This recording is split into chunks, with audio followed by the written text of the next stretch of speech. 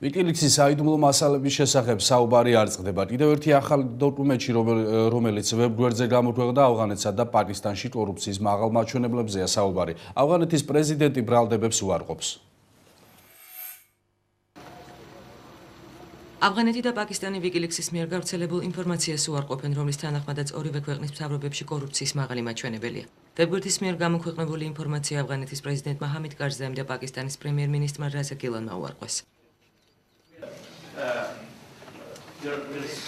არ ვიცი, რომელ WikiLeaks გულისხმობთ, თუ თქვენ საუბრობთ WikiLeaks-ზე ავღანეთისა და პაკისტანის შესახებ, მაშინ მინდა ვთქვა, რომ რაც არ უნდა ყოფილიყო WikiLeaks-ის მიზანი, ის პაკისტანსა და ავღანეთს შორის ურთიერთობას დაეხმარა. ამ მხრივ WikiLeaks-ი ჩვენთვის კარგი აღმოჩნდა.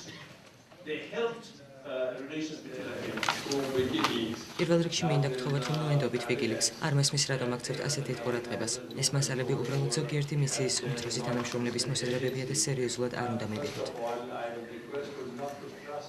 ავღანეთში შესული ფულის მოძრაობა შეერთებული შტატების ერთ-ერთ სერიოზულ თავსატეხს წარმოადგენს.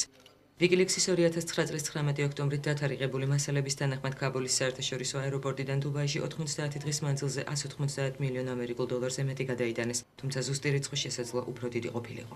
WikiLeaks-ი ასევე აცხადებს, რომ არაბთა გაერთიანებულმა საამიროებმა გამოავლინეს, რომ ავღანეთის ყოფილი ვიცე-პრეზიდენტი აჰმად ზია მასუდი 2009 წელს ქვეყანაში 52 მილიონი დოლარით შევიდა.